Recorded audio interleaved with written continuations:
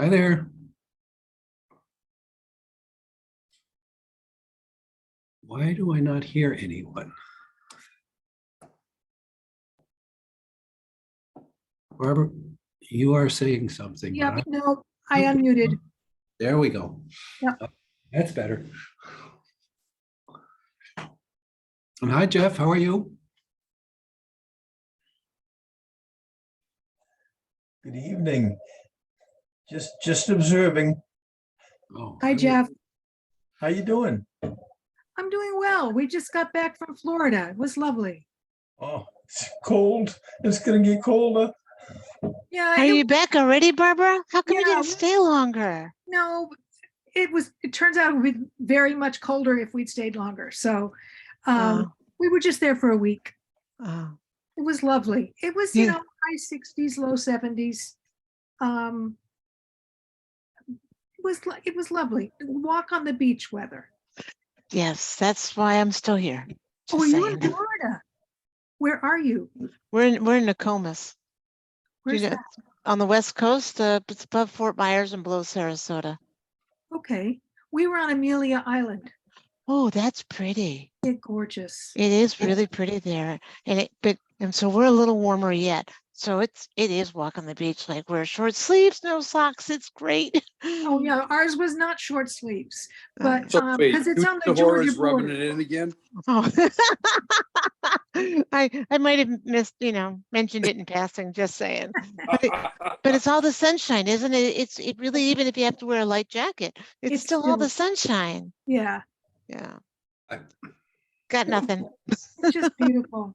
I have noticed that Judy's tan gets better week by Every week. week. Every week. Yes. I'm having the best time, guys. And just when I think that I might be, I might be ready to come home, the sun shines and I'm looking at palm trees and not yet.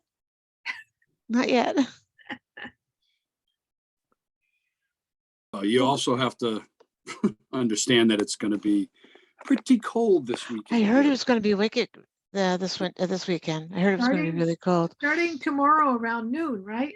Yeah, it's going to, I saw wind chill factors to minus 30. Oh, that's crazy. Yeah. Wind chill wind chill factors up north, like northern New Hampshire and Maine, are minus 60. Right. So this is kind of like, I don't know if it was a couple of years ago in Chicago, they had this, I don't know, extreme cold. Wow. Wow. Yeah. I don't know. I guess I thought, I can't believe it. Although I've been paying the heating bill, and I'm surprised at how high it is. Like, did gas go up? Yeah, I think it did. Gas, electricity, you name it. They all went up. Eggs. Considering there's nobody in there keeping the house to keep warm, I'm thinking, wow. Yeah. Everything's gone up. Hi, Julie. Hi, Julie. Electricity Hi, went Deborah. like 100%. Yeah. The rates went up. Yeah, we were looking at the bill the other day. So we used 3 kilowatts less than we did in January of last year. And we paid well over $100 more for our electricity for Wow. the month. So. All right. Well, that does explain that bill. I'm thinking, Excuse what me the for heck? Yeah, we can blame it on Dana Sheehan. Okay. There you go. Yeah, that's good. He hasn't actually cooked in yet, so it's good. Let's blame him. He's not here. Perfect. Hey, Wayne. Just so you know, I'm going to be recording this for my personal use for the notes. Okay. Because Install for you. Although, I Julie, having to listen to this twice sounds like a lot. Yeah, really. it is. I'll be taking some notes as I can. Okay. You doing okay? Yeah, I had arthritis. Did you have to have an operation, like a No. carpal? Okay. Nope. It's just, I think I'm taking too many notes. Well, how about this? If we record this meeting and we do we need to take notes anyway? Well, it takes a while for this to be posted so that I can read it. No. That's what I mean. I mean, do we have to do it at all? We have to have written notes, I believe. I think we do. Really? Yep. Well, I They know have to that, be posted through the clerk. and I thought that we could have them transcribed, like record it, but have it transcribed, and that would be legal. Well, I mean, I was trying to cut out the transcribing part. So if we just recorded it and post the recording, do we have to also have written notes? Why is that? I don't know. State of Massachusetts. Because Is it the state, or is it habit, or is it something we've done to ourselves? No, I think it's I- a regulation. Yeah. But I will take it on myself to find out what the deal Oh, is. Tony's, Thanks, Bob. we can just ask Tony. Because he might knows know off the everything. top of his I head. know. Right. He knows everything. He Tony, knows do you everything. know- Oh, look, there's Tony now. Yeah, he's here.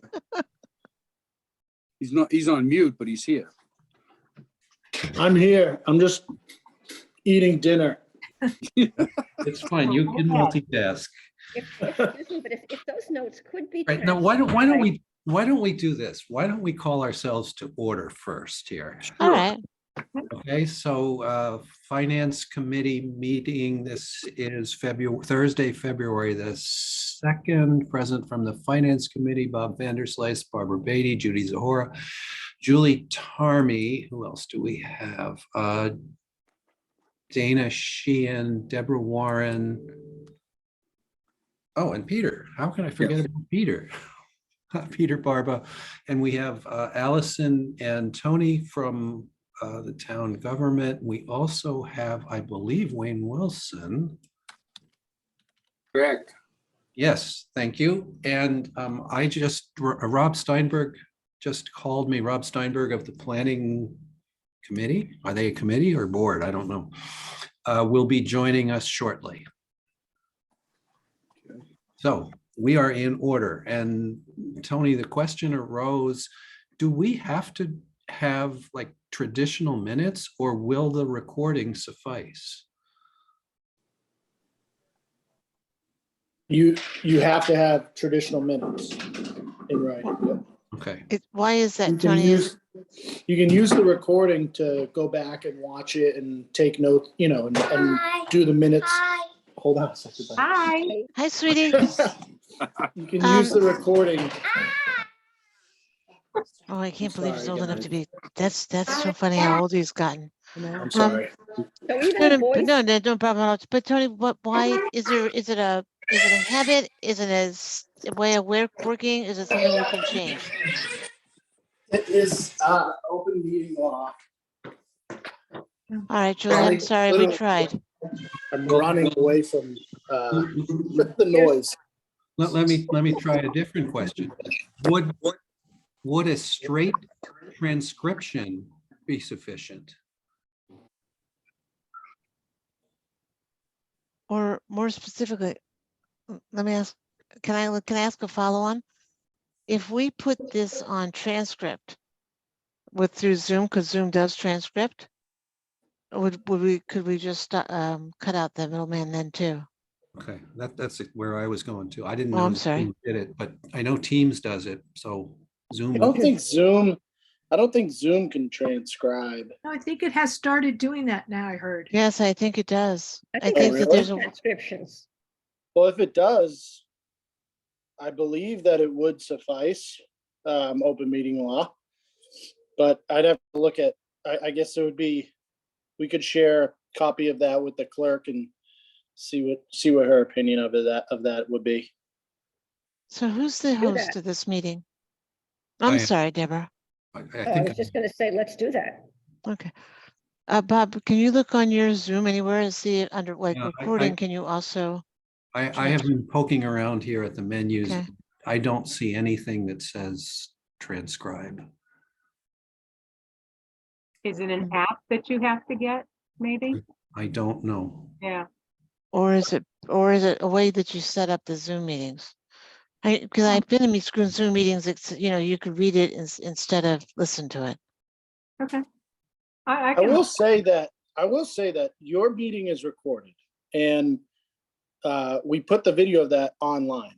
So, open meeting law requirements for minutes are not as daunting as you would think. You really just need to generally capture discussion. Right. And, you have to identify, the members of the committee that were there. Certainly any votes that are taken and motions that are made, you have to transcribe word for word. Where we have the video recording as a backup, you could always, have like I'm sure you could have a line at the beginning or the end of all your minutes saying, for further background or information, please refer to the video recording of our meeting. Okay, I mean, Julie, you do a great job. thank you. I don't think you have to go as in depth as you tend to do, but it's Right. great. But it's also, people enjoy the fact that they could read the minutes and get a quick synopsis of what occurred at a meeting. So I don't want to deter you from being thorough, but as far as what the requirement of the open meeting law says, it's not as daunting as you would think. Right, yeah, and I realize that because we do it at the Historical Society. We do minutes and then we do notes. So I kind of have melded those because sometimes I really think that people want a little more in-depth. Some context. I Yeah. get that. I think listen, this was something off of left field. I was just trying to save Julie's hand. My hand says thank you. All right. So, out of respect to Rob and Wayne, why don't we do that piece first? So it's basically, this would be whatever, a report in or a report out regarding short-term rental. And I think basically Wayne in particular, the idea here is, if you want questions, what's the current situation? What are the concerns about the current situation, or what are the issues we're trying to fix? And what's the solution we're proposing? In particular, what's going to be in front of the upcoming town meeting? Okay, do you want me to get started on that? Yes, please. Yeah. So let me tell you where we're at. We are about 1 week away from being done. What we have done is we have several actual zoning bylaw amendments to propose and one general government bylaw amendment. The general government bylaw amendment consists of adding the term short-term rentals as Article 19 to the general government bylaws, and it's a simple addition of one section that reads: the total number of annual short-term rental licenses in the town of Nahant is limited to 4% of the total number of dwelling units in the town as determined by the assessor's office. There was a lot of discussion in the course of our meetings about limiting the total number of short-term rental licenses that would be issued by the town, so as not to be overrun. And 4% seemed to be the figure that everybody could agree on. That would give us roughly 60 units throughout the town if that was maxed out. How many do we have now? On my last look at the state registration was 43. So we But the- currently have 43. We have 43 You- people registered with the state of Massachusetts to run a short-term rental. Okay. And we're going to limit 60. And we're gonna limit it to it's like 60, it might be 61 or 62, depending on, we didn't have the exact amount of dwelling units from the assessor's office, but it's close. It's no more than 1,600 total dwelling units in town. Okay. So, we So just did math on that. Just out of curiosity, so let's say we hit the 60, we've registered 60. What then happens? Is there some list that gets created? And then when somebody drops off? Well, that would be an ongoing, because well, let's go back, step back a little bit. All right, so Sure. we have proposed or are going to propose several zoning bylaw amendments. The first of, or the most important of which is adding short-term rental to the table of use regulations. And and then we've also taken these short-term rentals and divided them into 3 categories. Owner occupied, which would mean someone lives in that house and they're just gonna rent a couple of rooms out to someone on on that short-term basis. That's what we call owner occupied.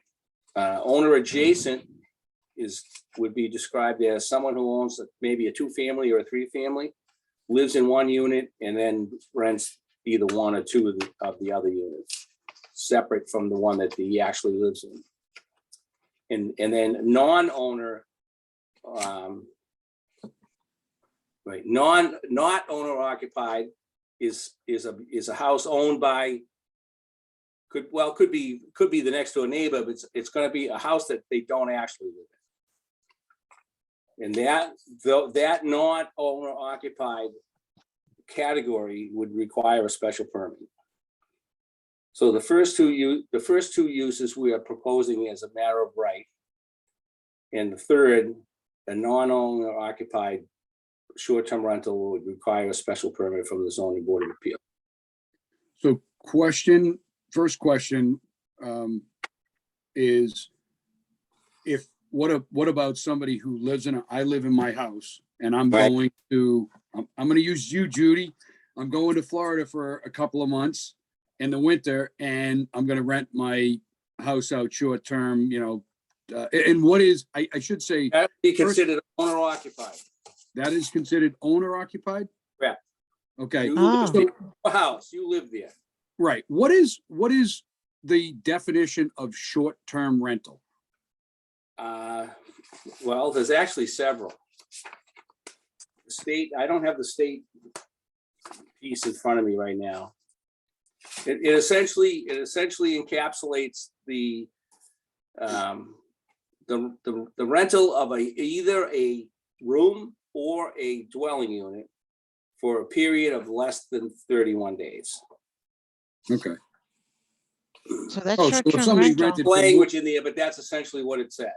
Okay. It's any So- any rental for a period of 31 days or less. Okay. Makes sense. Wayne, are you going to be covering pretty much everything that was in that draft article that Tony sent around? Yes. Okay, because I'll save my questions then. So the draft article that I've received, their article that are proposing to put in front of town meeting contains a lot of stuff in it that's not zoning bylaw stuff. So we've got actually a completely separate document, we'll call it a document, that will be the rules and regulations portion of our discussion. Because we still have to determine who's going to run this show. Is it going to be the Board of Selectmen going to be in charge? Who's even going to grant the license? Who's going to be in charge? Our process at this point is that a homeowner that wants to have an Airbnb first has to register with the state, and then it has to get the license from the town of Nahant. There'll be fees involved and all that. The home will be inspected to make sure it's safe. And then be an annual, relicensing and on an annual basis. So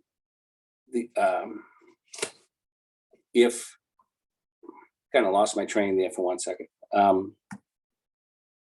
Fees, licenses, right? Right. So the problem. But again, we don't right now. We don't have an entity within the town that's going to actually run this little show. Right. In other words, who's going to collect all these registration applications? Who's going to process them? Who's going to grant them or deny them? Who's going to arrange for all these inspections? Who's going to, where is this process actually going to take place? So the fees would have to pay for the administration that's going to That's be. what I was in- thinking. Yeah. But are you- Absolutely. So shouldn't that be in the proposed bylaw change? Shouldn't the bylaws specify who's going to run the show? Well, everything falls back on the Board of Selectmen, whether we like it or not. It wouldn't fall to the building department? No. Well, not unless someone That's pretty directs it fast. that way, because there's more to it than that. There's fire department issues here, we have board of health issues. I mean, Yeah, and the reason I say the building department is because zoning bylaws, I mean, if it goes to the zoning board of appeals, somebody has to literally say, you can't do this, you need to go to the zoning board of appeals. And that Exactly. is Oh, no, always I direct understand from the that. building But what department. I'm saying is, it's not a default. Right. And we So don't, the board of, right now, you don't have the manpower or the budget to handle all this stuff. so the Board of Selectmen by charter are the licensing authority of the town.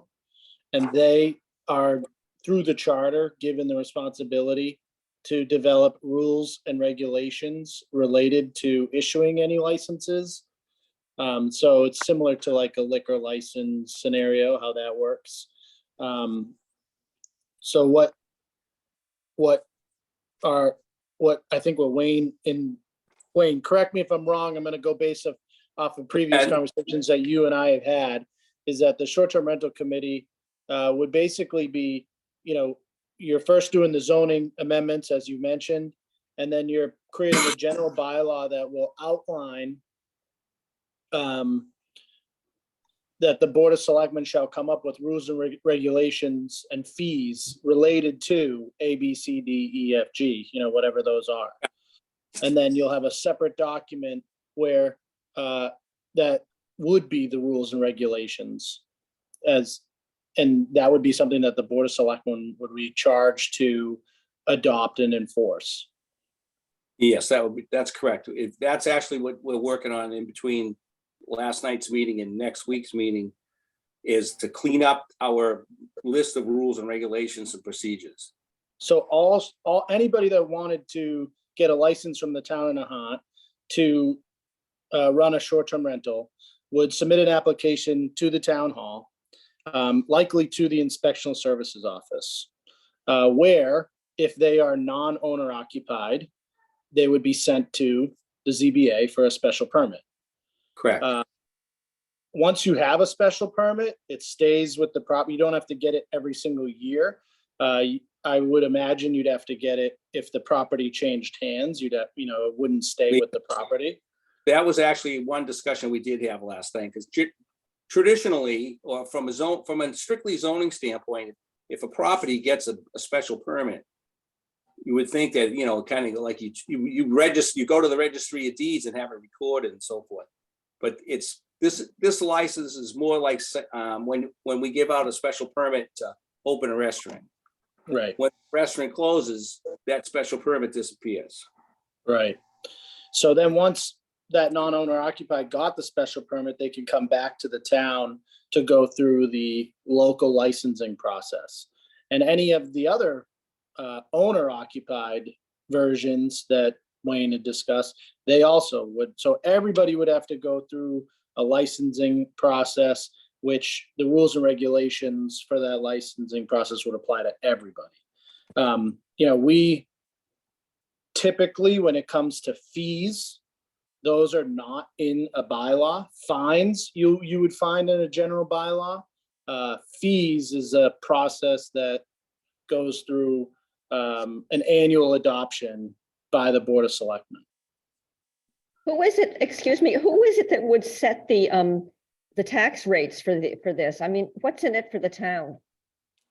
The town adopted a local tax rate Right. a few years ago, or a couple years ago. So it's set by that option was provided to us by state law. Oh, okay.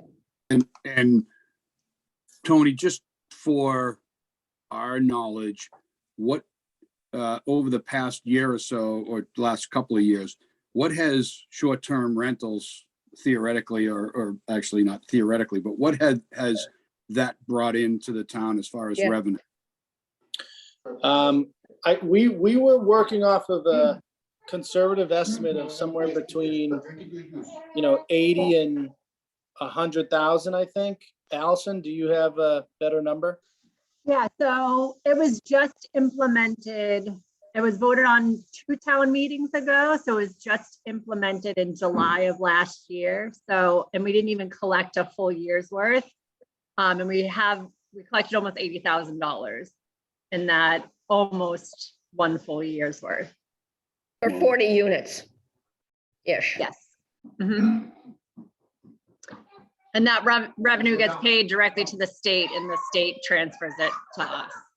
So the money that you receive, so that $80,000, how much administrative burden does it put on the town? So the question is, do we have to hire somebody to cover this? And then so it negate itself? So anticipating this coming on board, if you recall, last year, we made the assistant in the inspectional services department a full-time position. There would certainly be added costs associated with, inspections, and there'd be a lot of added work put on, the inspectional services, like Wayne's plate and or his assistant inspectors and the fire department. But what do we have right now in our draft budget, Allison? What did we put in? Right now, we put in $10,000. Right, so we put in an additional $10,000 for costs associated with inspections, but we should be able to absorb the extra workload of processing applications through existing staff.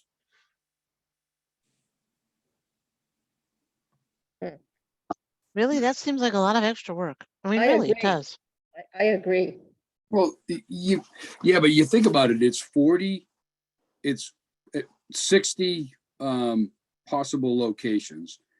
I mean, I would assume that, let's say, town meeting passes, the bylaws, and we move forward. We know 40, so those 40 folks are going to come through. They're going to register. There's going to be a building inspection, a fire inspection, a health inspection. That's it. All of the work is kind of upfront. Those 40, yeah, next year somebody might, let's say 10 of those people drop off and we get another 12. Now you're talking 12 registrations, because all of these registrations have already taken place. I assume, Wayne and Rob, that these registrations would not have to occur every year. Absolutely. So But there now would be an Yeah, so inspection geez, every it's year. annual, yeah. Well, we haven't really gotten into the details of that. We were thinking maybe an inspection might only have to be done every other year. Okay, but even still, like again, there's 40. Yes, the bulk of them are going to happen right away because we currently have 40.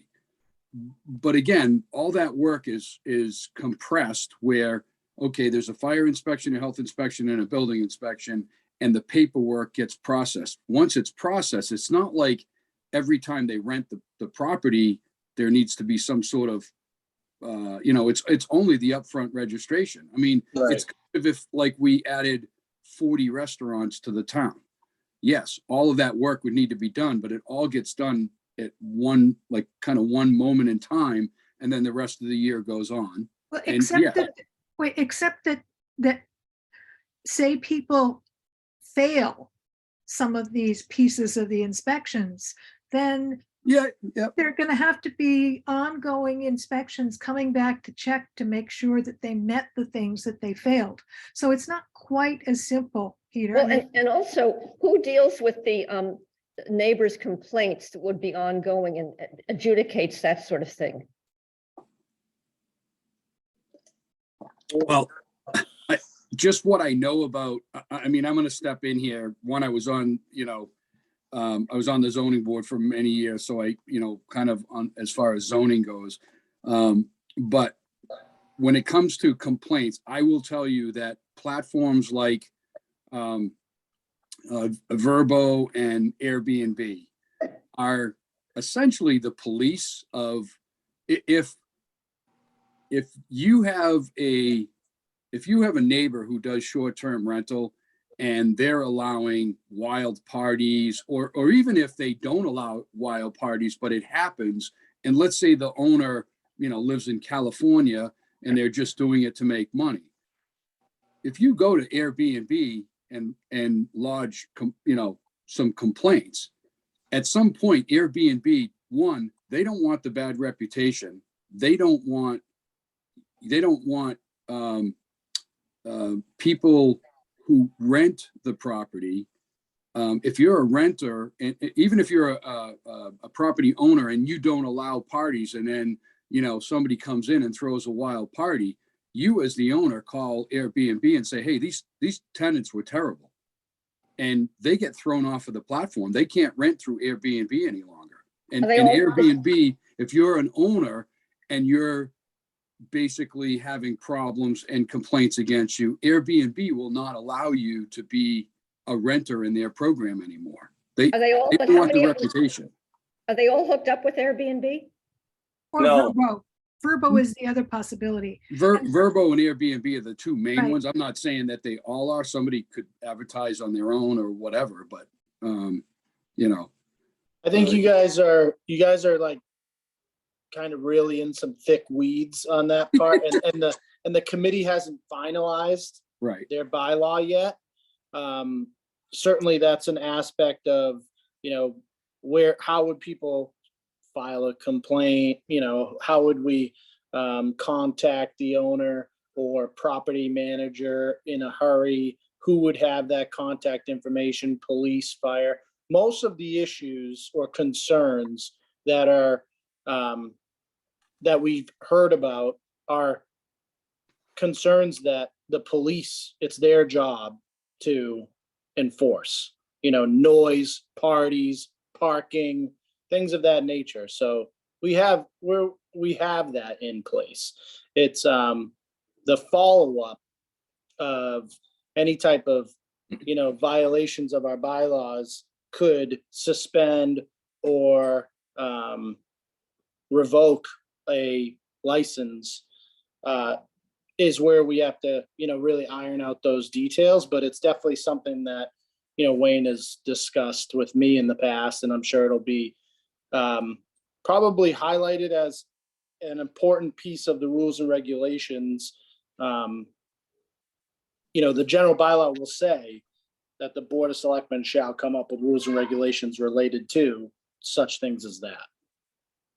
Yeah, I mean, you Just to be. got a better chance of with Airbnb and Verbo. I mean, I did, my entire trip last year in Europe for 18 days was Airbnb and Verbo. So, I'm pretty accustomed to it. It's a nice platform. It's very easy. You save money in the whole 9 yards. It's worse. I think having short-term rentals is almost better than can be better than long-term. If you have a neighbor, or you have somebody who bought a piece of property or owns a piece of property in Nahant, and they rent it out to, I don't know, a family or whatever that moves in, and you don't like that family, or their family holds loud parties, or, whatever they do, you can complain to the owner, but the owner can basically say, hey, I'm collecting the rent. I don't live there. It doesn't bother me, and you're stuck. Whereas Airbnb is kind of let you. As far as that's a great point, Peter. I'll just say that as far as I think your original question was, what's going to be the impact on the town hall and the staff, right? Right. There's 40 something short-term rentals operating in Nahant today. We don't experience any significant workload currently related to complaints of those operations. And people could call and reach out to us if there were issues going on. So I don't think it's going to be as significant of a impact as, the what ifs scenario might make you think it could be. Yeah, well, if we could just put, Right, we're not since we're capturing anticipating minutes anyway. a crush of complaints. No, but since we're capturing minutes anyway, if we could just put in the minutes that there should be no impact to the town resourcing because that's what I'm concerned about. We don't want to add any more administration. Great, unless Well, they're there'll gonna be pay for it. some. There'll definitely be some, but I think we're prepared by making the part-time position a full-time position last year. We're set up for the upfront clerical process of processing applications. And any additional work, related to complaints and follow-ups and issues like that, we're not anticipating a significant amount of, dependency on our resources there. But I think we're in a position to handle it. And, when you look at what we're expecting as far as additional cost compared to what we're anticipating as additional revenue, it certainly outweighs on the revenue side. I agree with Tony on that. I think any additional administrative cost, is certainly going to be outweighed by the revenue. I was on the state website earlier today, and they left another tax on the table, from what I read, that we as a town could theoretically even add an additional 3% to certain types of short-term rentals. I'd have to look at it Yeah, again. it's called a community impact fee, right? I believe so, yeah, so in other words, if we wanted to kind of pile on a little bit, we could throw another fee in there. Mhm. And the beauty of it is it's tax revenue for people coming into town who not only are they staying here, we're getting their tax income, but hey, they may go out to get a pizza at Captain's. They may stop in and buy a bottle of wine at at Seaside. They may, so there's additional revenue that, the restaurant taxes and just revenue in general for the businesses in town. They go play golf. They go, I think it's a win-win. Well, A destination resort. Yeah. we've heard many people talk about, they don't want strangers next door to their house on them every weekend. I can understand that. And so that was one of the reasons why limiting to 4% was important. And one of the reasons, obviously one of the reasons why we got into this whole thing was because many of our surrounding communities are either banning them outright or limiting them to owner occupied units only. And what we don't want to be is the only community in the area that either has no rules or very lax rules, because then we would become a magnet for these outside investor type of short-term rental operators, and that's what we don't want. So that's why that's one of the reasons why the non-owner occupied units will require the special permit. So just for me, why are we doing this? What are the issues? I've heard revenue. I've heard trying to control or prevent public nuisance. Are there safety issues? Are there public health issues that also play here? Well, yeah, exactly. Well, my personal interest in all of this is exactly that, safety. Right now we have 40 units that I have no idea what they're renting, right? Are they renting out a basement with no windows, no way to get out in a fire? Second means of egress. I don't know I have no idea what's being rented on the platforms. Okay, so let's by registering and inspecting, we at least, at the very minimum, we need to be sure that the people who are coming in and renting these units have a half a shot of making it through the weekend. Yeah, but is that set of regulations we're inspecting against, that criteria, is that defined, or do we have to define that in our? We will define that. we've got like 4 pages of regulations written up right now. The main ones are that the rentals will be limited to the lawful bedrooms of a building. In other words, you can't start, no basements, no attics, that kind of stuff, right? A lawful bedroom has smoke alarm, it has egress window, et cetera, has, proper, all the stuff that goes with it. Then you throw the health code into the equation, which make sure that there's lighting, there's heat, there's screens on the windows, whatever, all the things that the housing code envelops. So by doing that, and at least the initial inspection, we know that it's a good habitable space. There's not any really weird stuff going on. So I mean, are those regs going to be used as part of? Airbnb. Are those regs going to be part of what's voted on at town meeting? No, No, those are rules and regulations. What needs to get voted on is actually zoning bylaws. correct. Okay, The so rules and regulations, I'm not saying that they couldn't be voted on at town meeting, but like I said, we're gonna have pages of regulations. If you're gonna start going through, the minutia of each Yeah. section. are there not state guidelines that we can just reference rather than try to? No, absolutely not. There's nothing. So Wow. at present, do we have, of these 43 units, do we have people who are coming in and there's no inspection and we don't know where they're staying? And they could Absolutely, be in that's exactly what's basements, going. and they could be in attics and it's actually quite unsafe? Yeah. Absolutely. We have no idea where these people are sleeping. Oh, that is unsafe. I certainly, Yeah. I see the concerns. Yeah, and I, like I said, I was on the zoning board for a number of years. That's why I know we need to, as a town, we vote on bylaws, but rules and regulations are, subject to change. So essentially, this committee is going to come up with a set of rules and regulations and zoning bylaws. If there's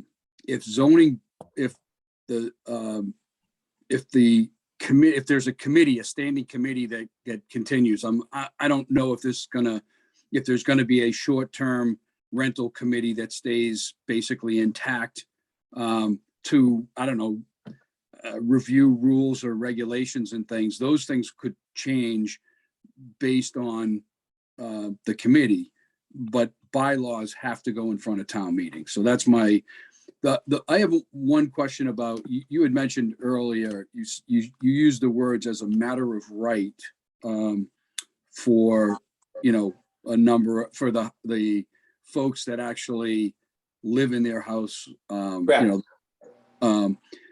As far as a matter of right, and it's only because I have seen things over the last couple of years in the newspaper where cities and towns and committees have been sued for overstepping their bounds when it comes to even zoning. They've created zoning bylaws that essentially, I believe, if I'm not mistaken, there have been a couple of places where people have sued their cities and towns because they had an outright ban on Airbnb, and the people have actually won because they own the house and they should be able to do what they want to do with it as long as it's, so it's just curious on, we're putting these things all together, and I know we have town council that will review it, but is things like that in the works where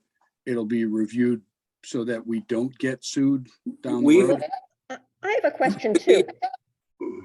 Excuse me, but isn't this in some sense a commercial? I mean, it's a commercial enterprise when they're taking money for what they're doing, right? The rent. We have gone back and forth on that issue almost at every meeting. Oh,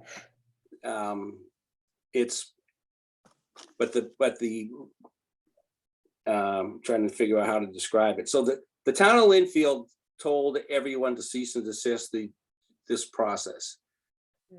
They actually won in court because the bylaw doesn't relate to short-term rentals. It's not mentioned. And they were able to stop everyone, but then they turned around and turned it into a special permit use. So any short-term rental in the town of Linfield is subject to a special permit. The town of Saugus banned it in all residential districts and only allows it in commercial and industrial districts. So it seems like every city and town is handling it a little bit differently.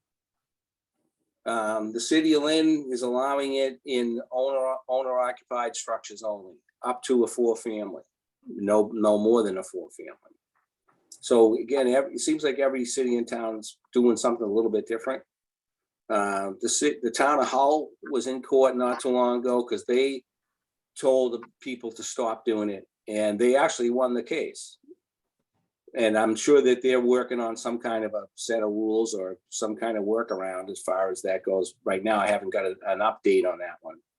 But it said the feeling of the committee was that it would be a fruitless exercise to just try to say you can't do it at all. That we would just end up in court from now for eternity. Wayne, this is Dana.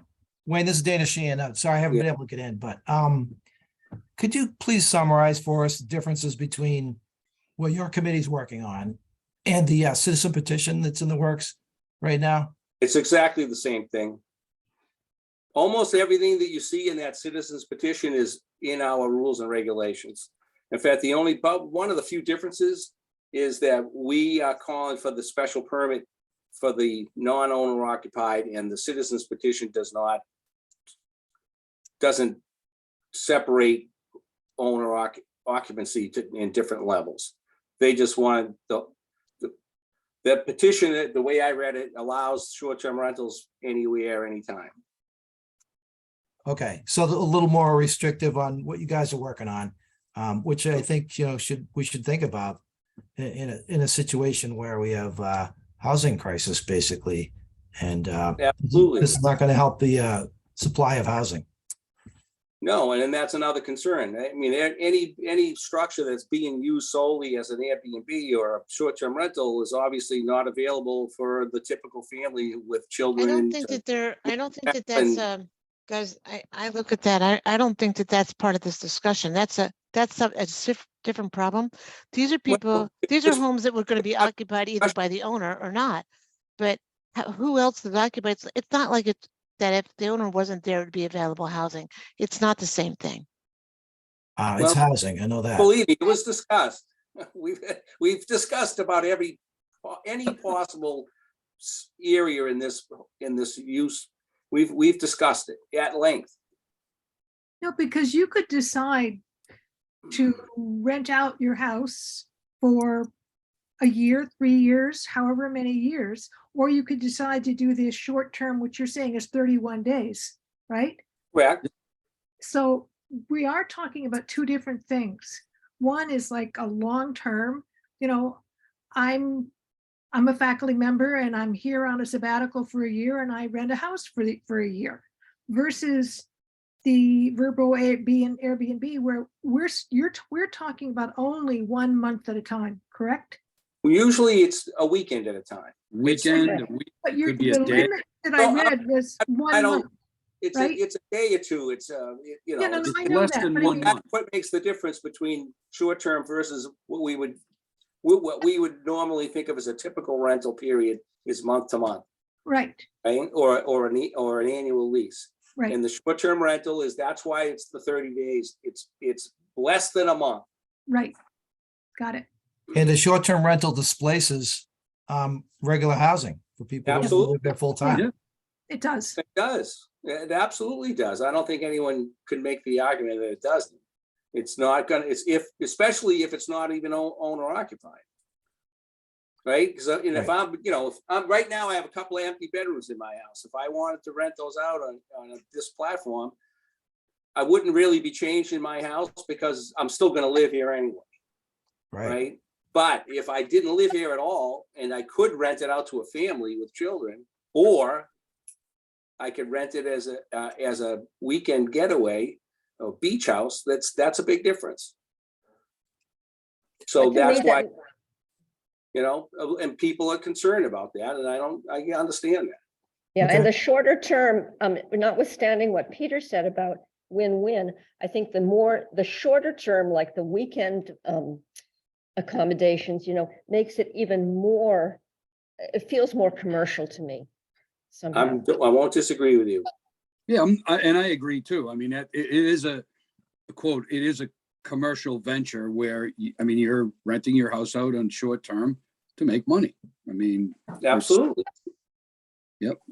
And it takes housing away from people who would live here full time. But I think we got to weigh, as a finance and advisory committee, we have to weigh, yes, some of that is negative, but some of that is positive. Let's face it, $100,000 in tax money or more to the town, as well as the additional expenses that might be, whether it be the restaurants or the pizza place or whatever, it's additional revenue for the town, and that's a good thing. But also, Bula, I would ask this question later, but we do need to think about this in the context of the MBTA and the state affordable housing laws. Right. The Agree. MBTA plan was due on Tuesday. And I don't know what we put in it, but I know it was due to the state on Tuesday. Just the action plan. I and know. And I I know, Tony, completed. I know it's Yep. just an action plan, but it was due. So what I'm Yeah, saying is I this is in completed. context with two other housing. You can Yes, call them, absolutely. right? So we're Yeah, talking there's about three there's a different conflict. housing. Only got so much real estate in town. There right? was, But they're not the- making, if anything, we're losing the real estate, right? So, I don't the think, short term, the truth is, I don't think we can make everybody happy, right? well, We're not, but I'll say that the short-term rental committee, the planning board, and the housing production plan committee had a joint meeting a week ago or so, Wayne. Good. last and week, yeah. And they spoke specifically to the issue you're raising, Barbara. So it's definitely something that they're, keeping in mind. And I think that's probably where the limit of the number of units being available for this purpose really comes in. But there are other elements that they discussed as well. So this is being discussed in context with the three different types. Absolutely, yes. Excellent. Good to hear. And I did complete that action plan report, by the way. And Tony, can we have that, please? It was a fillable form on Oh. the mass.gov website. It wasn't much. It really just asked, what have you done so far? What's your committee look like?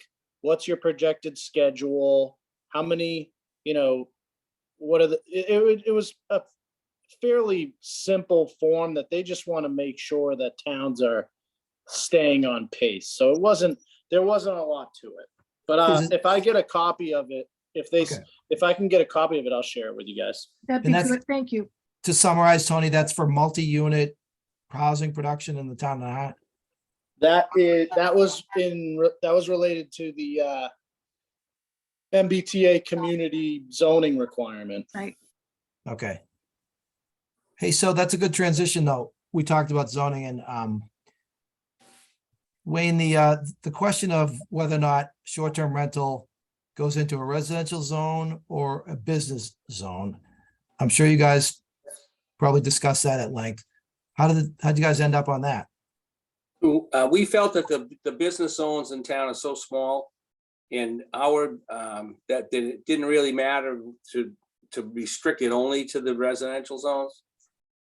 Because we actually have, most of our business zones are actually occupied by residential structures. So it wouldn't really be fair to exclude those structures from this use just because they happen to be in a B zone. So all our rules are gonna apply across all zones. Okay. One other thing too, and I apologize if you covered this earlier, but if just could quickly answer, where'd you come up with a 4% limit? And was it a compromise between all the Well, options? we kind of did some real quick math and said, well, at 40 units, we're probably pretty close to 3% already. And, and I think the 4% got thrown out there. I think it might have been, came out of that joint meeting that we had with the Housing Action Committee. So, and then, like I said, we started kind of doing the math. If we have 1,600 dwelling units, what percentage of at what percentage does it sound like we got too many? And 4% seemed to be the figure that we all agreed would be, that sounded about right.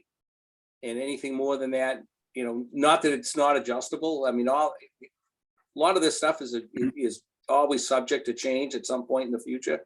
But we thought if we start at 4%, we're not going to be able to go down in the future. So we'll probably want to go, if we would leave it open, to be able to go up, but not certainly, stop, work Why around wouldn't we it. start with something even lower, like the 3%, if we want to leave room to go up? Well, we thought that Well, was it's a not to exceed number. So the Board of Right. Selectmen, through their rules and regulations, could do less. I mean, It's one not- of the problems right, is you it's- already have 40 people actively doing this. Well, I we mean- don't really know how active they are, unfortunately. Well, they're registered. The state registration is just one part of the system. So, and unfortunately, you don't get a lot of information if you look it up. I get a registration number, a street name without that number, without his house number. And that's about all you get. So, and it doesn't say active or inactive. Like theoretically, someone could have registered a year ago and never even started doing this. They might not even be active. We don't know. But that's just the system that's available to us at this point. We don't really know. But if you did a kind of like a quick survey on your computer of available units in town, it actually comes out, if you look at Airbnb and Vrbo, you might find 25 or so units actively being advertised on the computers. It's not, you don't find all 40 of them, believe me, I look. Back to the context and the percentage issue, that 4% is 4% that cannot count for the 10% that we're supposed to have of affordable housing. Am I correct on that?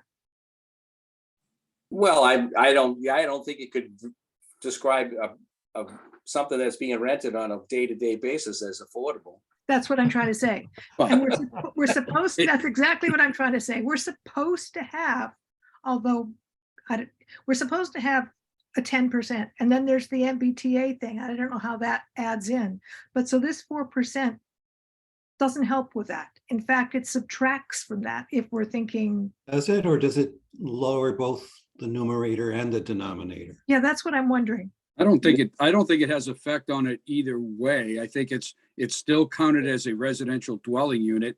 As far as affordable housing goes, if Not you were to affordable. rent it, right, well, if you were to rent it full time, you may be in the affordable range, but at least from what I've seen in Airbnb and Vrbo is when you do short-term rentals, you're getting, I think, substantially more money than you would if you were renting it on a monthly basis. So it probably does go against, the 10%. I mean, and I think people are making a kind of a big deal out of the 10%. I can tell you that through the work that we did on the Coast Guard housing, early on, most, I don't want to say most, there are many, many communities in Massachusetts who are in the same boat we are, and that is we don't meet our 40B requirement. There's many, many communities. Yeah, I know that. We're not one of, like 5 or something like that. There's a lot of communities that are in the same boat we are, and we're in probably a worse situation because, I mean, take away the Coast Guard house, the Coast Guard real estate, the Coast Guard housing real estate. I mean, Wayne, how many buildable lots do we have left in town? I don't know, 2 or 3. Exactly. So there is no like, we're full up. Whereas if you go to Lynn, there's probably hundreds of buildable lots or hundreds of places to build something that you I'm could going meet your to jump 40B. in. Michelle Capano is with us, and she is the chair of the housing production. I don't know what the second P stands for in there, but Plan. plan. Plan. So Michelle, So I just happened to join the meeting just to listen in, and interesting that you all are talking about the affordable housing topic. And certainly our committee at some point will be liaising with FinCom, but not until next year when we have actually the plan to present. The committee just started, so we're still getting through trying to align our timelines and deliverables for this year. But everything you are talking about are things that in our first 2 meetings that we've had as a committee have been talking about. And certainly Wayne also mentioned the joint meeting that we had with the planning board as well. So, I'll continually come to your meetings, and if you have, other questions on the housing plan production, I will do my best to either answer them or take them away and get answers for all of you.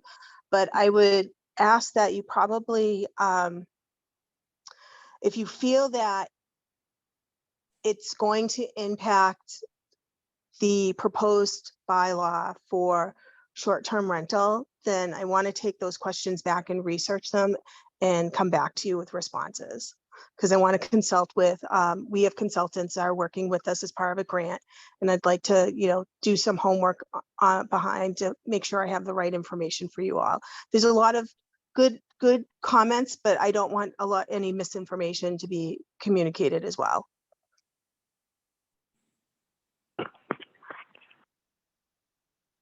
Thank you. So Wayne, I got another, sorry, Go ahead.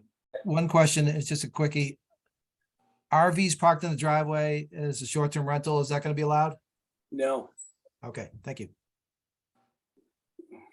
Yeah, like I said, we've got quite a list of rules and regulations. Boats, RV, I mean, there's a lot of things that can never be, because I guess I haven't seen it myself, but other people are telling me they're seeing like Airbnbs for tree houses, boats, swimming pools. So that's one of the reasons why our rules and regulations is going to be a few pages. So I can't. Make sure that someone isn't renting rented? or trying to rent out, a tree house in their backyard as an Airbnb. yeah, I have to return the tent now. But the boat, now that's a good idea. Story. So that, again, that's kind of where we're at. It's, but again, that part of our stuff is not technically zoning related. So that's why it's not in our zoning bylaw change recommendations. It's like a whole different set of documents. Okay. So, and this is kind of I guess, ancillary to, you're going to have zoning bylaws and you're going to have rules and regulations. So zoning bylaws, whoever the authority having jurisdiction over it will be able to do a cease and desist. Absolutely. When it comes to rules and regulations, is there, I'm assuming there might be a fine structure? Absolutely. Yep. We're working on that. Okay. It'll look similar to our current zoning bylaw violation structure. We didn't want to go, too far away from what we already have. Yeah. So It'll be like a type of thing. Yeah. So can you describe what we need town meeting to put in place? We kind of got sidetracked real fast. All right. So like I said at the beginning, we've got one general bylaw change that adds. Let me just flip my pages over here again. It basically adds the term short-term rentals into the general bylaws, and then that's the clause that set limits it to the 4%. That's a general bylaw. Then So we this have, is gonna be on the warrant, right? yes. Yep. And then our proposed changes to the actual zoning bylaws is definitions of the various types of short-term rentals. It also clarifies our current zoning bylaw that allows the renting of rooms to lodges. And it clarifies that particular accessory use has to be for over 31 days. Because that's always been something that was a subject of controversy. Because our original, this goes back a few years ago when complaints were being lodged against someone that was renting short term. And my opinion was it was not in compliance with that zoning bylaw. And the argument was, well, our zoning bylaw doesn't clarify how long a rental period is. So because it didn't clarify, it kind of threw us in the no man's land. Okay, so But anyway, now we've we'll got- have two. We'll have a lodger, which is more than 31 days. correct, Short term, which is what we've been talking about. correct. And then that's, So we'll be working with. there's town just there's council actually and- not that much language in the zoning bylaw changes stuff. It's, and then changing, editing the table of use table to include short-term rentals. And then the status in each category just, adds 3 different things to the table of use.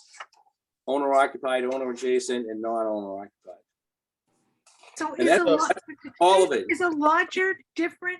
Is a Zoning bylaw. lodger different from a renter, like a long-term renter? Well, see, there you go. So we can't, one of the reasons why our zoning bylaw is too vague is because there's no legal definition of a lodger. Right.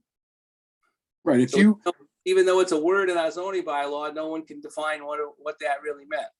right, because you could literally be, I'm trying to think, study abroad programs. They're 3 months long, so they're not short-term rental. And I know through my kids going through study abroad programs that in some cases, the people who host study abroad are actually getting paid for it. So is that a lodger? It's not short-term rental because it's greater than 30 days, so. Well, again, that's why we wanted to just add the one line to our current 4.06, I believe it is, that allows the use of 2 rooms in a single family home to be rented to a roomer or lodger. And then we added the line that this use it has to be for 31 days or more. So it just changes that little segment of our zoning bylaw to clarify that it's not allowing short-term rentals in and of itself. Right. So as for, I think, Bob's question, Dan Scripp has been in all their meetings and we've consulted a little bit and we have more consulting to do with the moderator as to how it's going to look on the warrant. So as you guys know, zoning bylaw changes have a 2/3 majority threshold where a general bylaw is just a simple majority. But, we would prefer to have it as one article because it's kind of a package deal. You don't want, a zoning article to pass or fail and the general bylaw article to pass or fail. You want them both to come together. So in that, if we do it as one article, then even though there's a general bylaw element in there, it would need to be, we're still double checking if we could do it that way. You'd need a 2/3 vote to pass. So the problem then becomes, if it fails, what's the backup?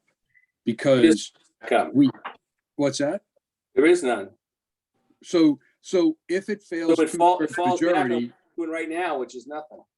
Exactly. 10 or So 12. almost, but at least if you had rules and regulations, I mean, yeah, I guess the zoning or the bylaw basically is saying what short-term rental is. And if you don't have that, how can you apply rules and regulations to something that doesn't exist? So yeah, I mean, I'm just trying to think, And we also, and the added wrinkle now is there's a citizens petition article that, has to be on the warrant as well. So there'll be almost two different versions of bylaws to vote on. so question or point of order when it comes to bylaws. One, bylaws are actually presented to the town by the planning board. Like, I know your committee is coming up with them, but it's basically Zoning, if you impact the zoning bylaw, you Right. trigger a requirement for the planning board to provide a recommendation right at and town meeting. in a hearing, right? Is it? Yeah. Well, So, Yep. I'd like to just ask Rob, have you seen these and are you guys on board with this? Let me explain what we've done so far. You probably heard that we did have a public forum of sorts where members of the community voiced different concerns, viewpoints on short-term housing. We then went to work, created a document which was approved actually in the first week of January, but was completed in the first week of December. And I sent that over to Wayne. The planning board does have a representative on the short-term rental committee, and he has passed along our recommendations. Two specific issues that came up in our last meeting were as follows. One was there needs to be, in addition in the zoning bylaw, there's some core restrictions that we think should be in the zoning bylaws and not in the regulations. Those include limiting the number of rooms that can be rented. We believe it should be limited to 4 rooms. When you end up, there are people, if somebody rented, for example, 12 rooms, it becomes much more akin in our view to a business and a hotel. We want to limit it to non-commercial uses, no food, no events, etc., and no recreational vehicles, as someone mentioned, and limiting number of parking to the number of rooms rentable. As I said, we limited to rent 4 rooms, a max of 9 people, not counting under 2. We did put forward that limitation of 4%. I think we might have said 4 to 5%. My group would be happy at the 4% limitation, but our view, and we'll defer to Dan's script on the legal approach, but there are certain core issues that one of our members strongly insists should be part of the bylaw. The other thing is in terms of the special permit, we agree with Wayne. This is a special permit. We think it should be a conditional, it should have conditions on it where it can be revoked if the person is not a good citizen and not following the rules, and there's a number of complaints. It should be conditional, but we did not address who would enforce and who would determine. Probably be the zoning board of appeals, and a complainant bringing it to the zoning board of appeals. We think that's important. We don't think it should run with the unit, and consideration may be given to how long that special permit lasts. Maybe it should be 3 years or 5 years or something. So we've asked for consideration of those views. Wayne has not, we are not usurping what we're doing. We wanted to get up to speed, knowing that we have to opine on whether we like it or don't like the approach. We're having a meeting on Tuesday to discuss that. And then as soon as we get Wayne's proposal, we will, we have to give 2 weeks notice for the hearing. We will hold a hearing. And, but the first thing we have to decide is we have to accept or reject. We're not, that should be the way it goes as opposed to a separate regulatory scheme. I'm hoping that we can all get on board and accept it, but those are the comments we've passed along to Wayne. Also, there need to be some criteria for these special permits in terms of how does the zoning board of appeals decide whether to grant or deny. And I don't know if Wayne's group has developed those yet. I haven't seen them. That's where we are, but we're ready to go as soon as we get it. We have pretty strongly formed opinions, which I think is really useful because we're gonna have to act very quickly given the hearing requirements. So that's my report on what our committee is doing. Hey, just from, again, I served, I want to say 12 years on the zoning board before I actually stepped down from that committee to be on this committee. And your last statement, Rob, is so important. As somebody who sat on the zoning board, I've had people come and say, oh, I can't believe you allowed that to happen or whatever. And it's like, unfortunately, we have no other course of action because this is what the zoning, this is what the zoning bylaw says is a special permit. And we have no criteria. Literally the criteria for a special permit is it's not substantially detrimental to the neighborhood. Well, what does that mean? If you paint your house purple and none of your neighbors like it, is that substantially detrimental to the neighborhood? I mean, there is no criteria. So Rob, that is just so important to make sure, and Wayne, that there is some meat for the zoning board to be able to say, yes, this meets the criteria or this doesn't meet the criteria. So in that regard, Peter, I can't take credit for this because it was something that came up in our joint discussion. But Tony had a very good suggestion for one of the criteria, and I'm sure there's others that need to be advanced as well. But the criteria of in what sense is a person applying for the special permit similar to a person who has as their legal residence a house. And what that gets to is, are they invested in the community?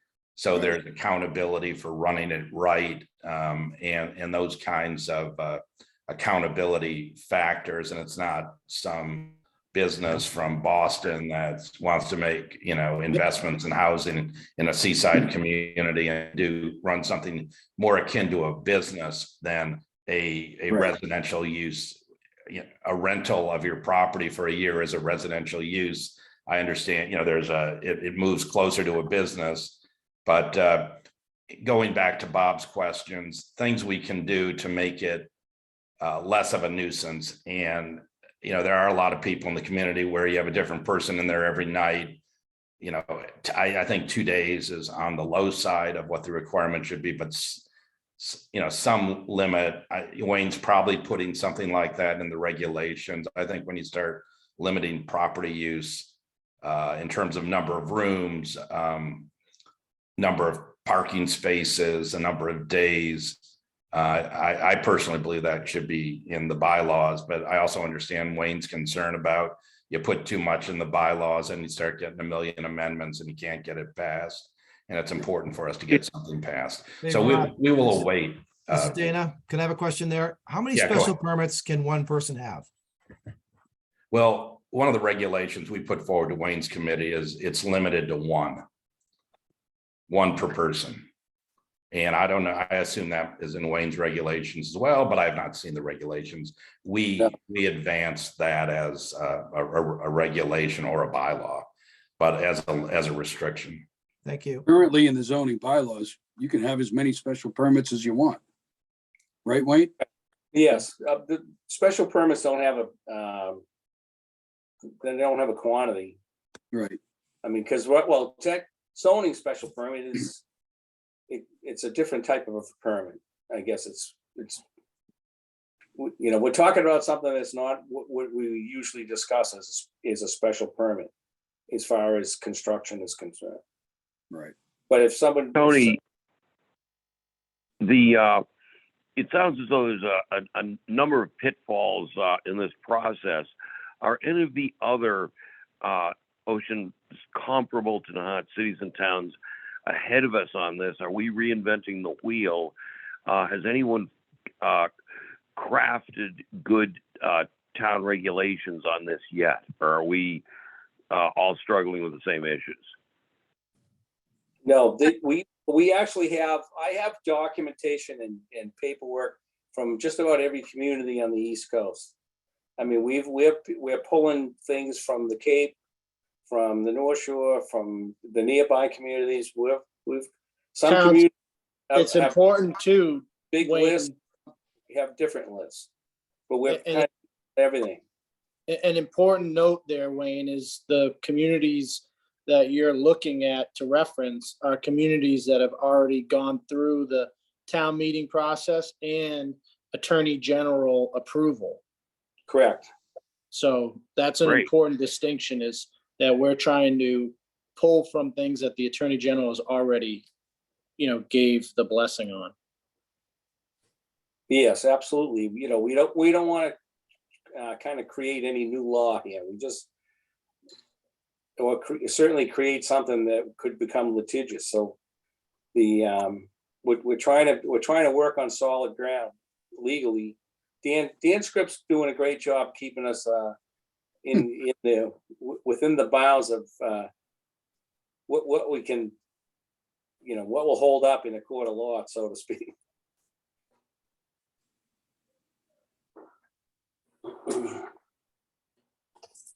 So I just wanted to, stepping away from kind of like the details of what the bylaw says and different elements of it, just logistically for the FinCom. I know you have discussed a lot about, the size of the book that you want to send out pre-town meeting.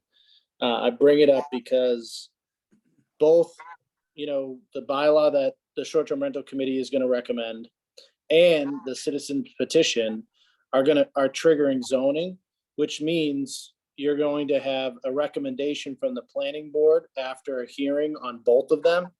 And the planning board, Mr. Chairman, correct me if I'm wrong, I think their goal is to go through their process quick enough so that their recommendation can be included in the book that you all send out.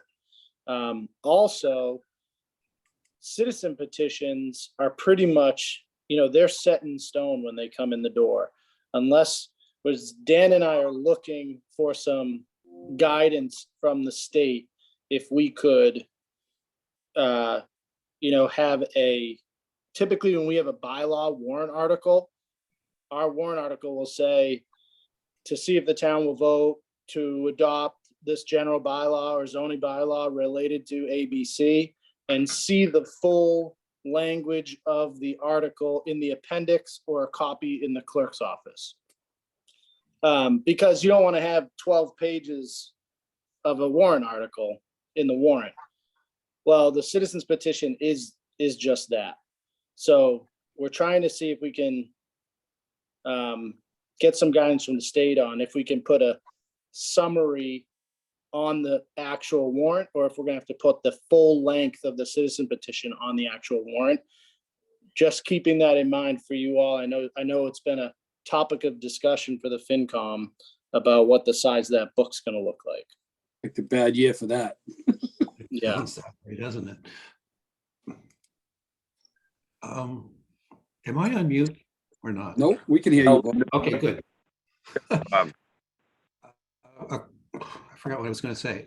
Rob, the book goes to press. Our FinCom recommendation book, whoops, I'm sorry, that's the wrong Excel spreadsheet, goes to press Friday, April 14th.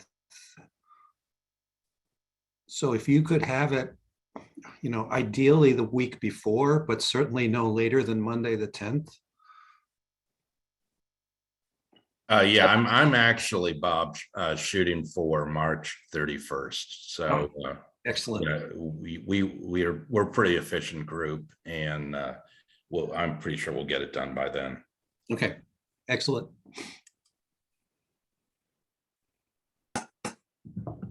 Okay. Tony, does the citizens petition include all of the bylaw changes as well? What I sent you, that long document, Yeah. is the citizens petition, Okay.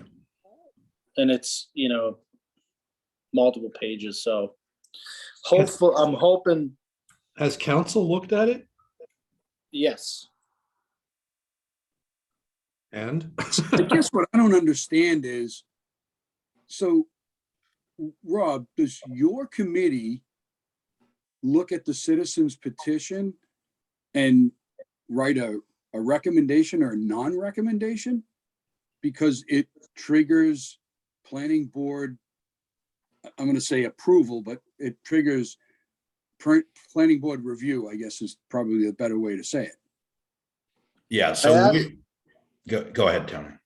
Oh, I asked that question to Dan Script, and the way he put it was that at minimum, the planning board would be required to have a hearing on the zoning element of the citizens petition and provide some sort of recommendation. Well, they have the option to provide some sort of recommendation on that element. They don't necessarily have to review the entirety of the citizens petition, but most specifically the part that triggers zoning.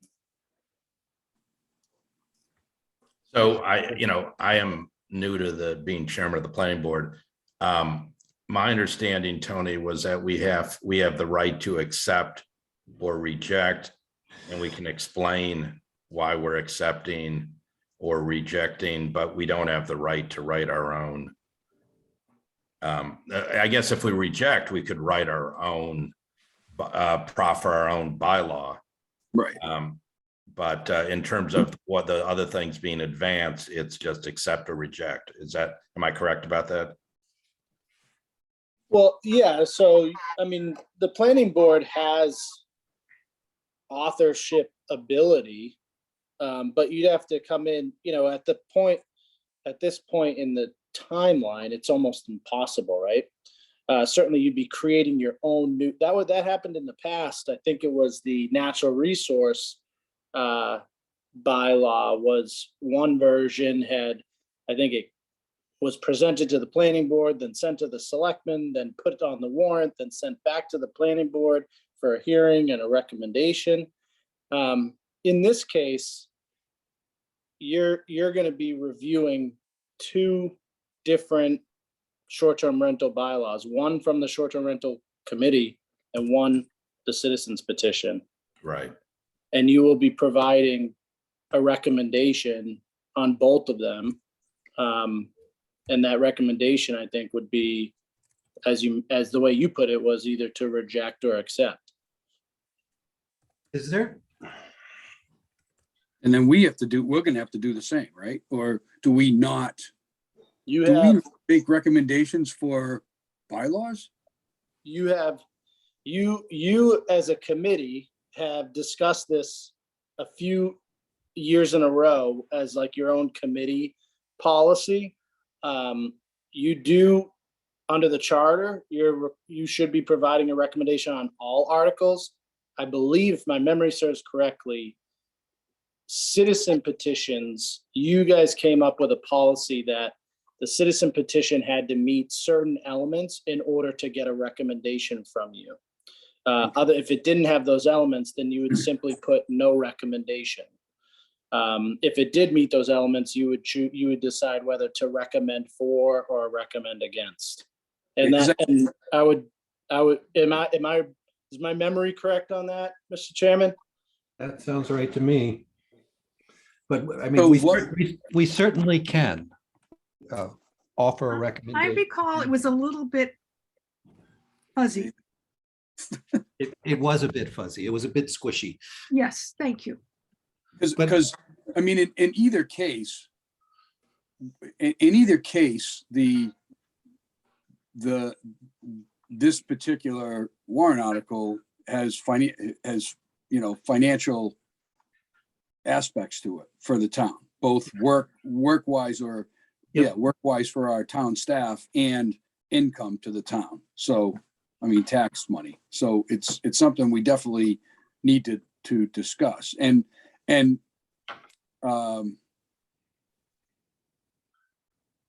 you're saying that both this petition and what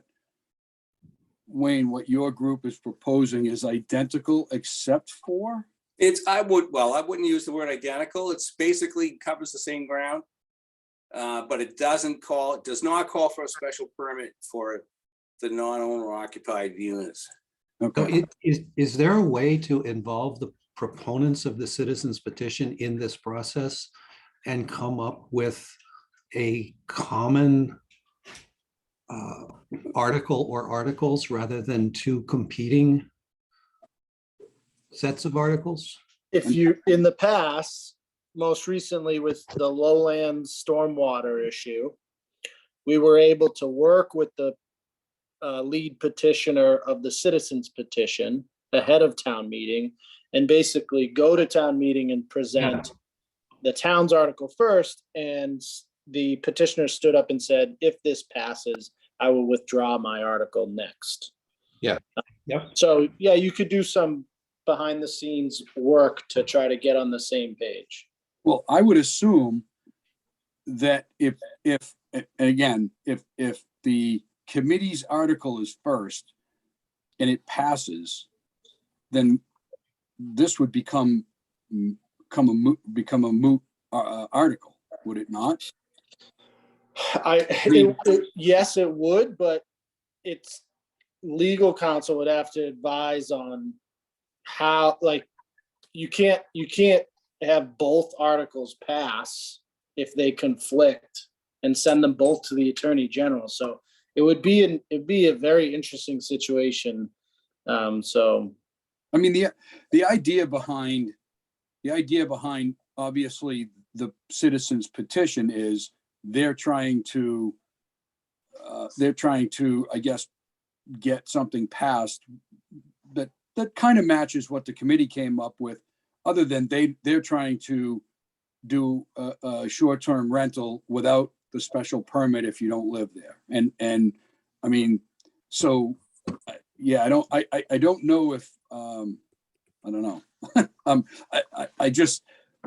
I've attended a lot of town meetings, but this having two things that you're voting on where there's definitely a conflict. I mean, at least well, you don't know yet. So you should read, like I said, the short-term rental committee bylaw hasn't come out yet. And once that's finalized, I think they have to stay on track. And as Wayne said, there's a lot of similarities there. You identified one of the main differences. But yeah, Wayne, excuse me, Wayne, could you, after Tony finishes, could you explain that difference, the key difference to us, and what your logic and reasoning is around your position different from the petition on the key difference? That would help. Yeah, I'm sorry, Tony, but I want to let Tony finish, but I think it would be very helpful to understand the difference. Go ahead, Tony, finish up. I'm not sure where you were at there. That's okay. Go ahead, Wayne. I kind of don't know where I was at either. All right. So the reason why we wanted to call for a special permit for non-owner occupied was because we don't want outside investment. People that never lived in Nahant, have no intention of living in Nahant, and just hear that, oh well, hey, I can buy a property here and I can rent it and I can make X amount of money. That's what we're trying to curb that. So to put the special permit requirement on that, we've got a list of, and I don't have it right in front of me at the moment. We've got a list that includes at least 10 different criteria, one of which is connection to the community, stuff like that, for that special permit. If we were to just open it up and just say, just be registered with the state, it opens it up to anybody, any entity, any commercial real estate development team. I mean, we wouldn't be able to stop it, other than to banning them outright, completely for everybody. And so this is where we kind of thought, this is where the compromise was. If you want to rent 2 rooms out in your own house, you can do that as a matter of right. But if you want to buy 10 houses in town and turn it into a Airbnb factory, then no, you gotta get a special permit for that. And that's pretty much where we were at. So back to Peter's question, I was just pulled up the town charter, and under advisory and finance committee powers and duties, it says the advisory and finance committee shall inform themselves concerning those affairs and interests of the town, the subject matter of which generally is included in the warrants of its town meetings, may consider any and all municipal questions affecting town government and the conduct of town affairs for the purpose of making reports and recommendations thereon to the town. So it's not your responsibility is not strictly financial impact. The charter actually calls for you to provide reports and or recommendations on any warrant article. And then you guys came up with your own policy related to citizens petitions, which I think falls within the charter.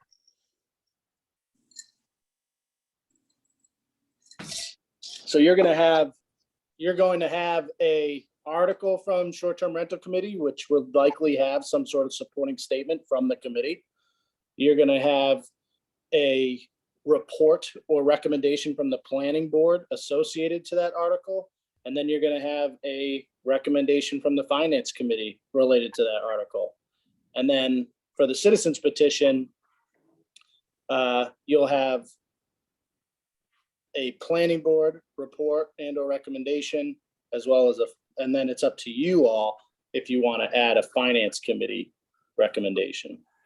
So, Tony, between, I don't know, now and our next meeting or whatever, and I don't know how often you talk to the town moderator. I occasionally run into him, but I kind of as an official question to the moderator, what would happen if, I mean, obviously, if the committee's zoning bylaws fail, then you obviously could take on the citizens' bylaws because they're not going to conflict with anything. However, if the bylaws for the committee pass, how can you vote on something that can conflict with what you just passed? Like, can we get like a little head start from town moderator on what he thinks, how he thinks, like would one automatically kill the other, or, you know? I plan to get a head start on it, but I'm going to guess, and I think it's a pretty safe guess, that no, one article could not get a head start on the other because it would not be fair, open town government proceeding. No. I'm not saying no.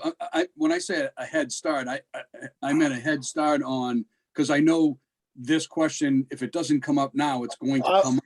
No, I know, and I'm not saying that. I'm not saying that's what you were suggesting. What I'm saying is the rules of town meeting, I'm guessing, would, the elements of open town meeting and how that is ran, it wouldn't allow for one article to prevent another article from being heard and voted on, especially a citizen's petition article that, went through the proper process. Yes, there's a legal element of potential conflict that we have to grab, get our heads around. But I would imagine that both articles would be brought up on the floor and would be voted on. Yeah, I'm just trying to think in my mind, okay, the first one passes, the second one has one item of conflicting whatever. If you pass the second article, Does that mean it overrides the first? I like that, that's what I'm. Yeah, I know. Yeah. Let's put it on the shelf and get back to it, because I don't think we're gonna get to an answer Yeah, tonight. no, probably not. All right, so, but the answer, and the first answer is, if I understood correctly, will the committee meet with the citizens' position and see if you can Yeah. come to some sort of, What- Right, like the Lowlands right, situation. very much similar, exactly, just like the Lowlands. So Wayne, will that happen? Can you still hear me? I'm losing my battery here. We got Okay. you. If you think that's gonna get you out of this meeting, you're wrong. Well, let me put it this way. I don't know who put together the citizens petition. I'm sure it's people that have been at our meetings prior to this.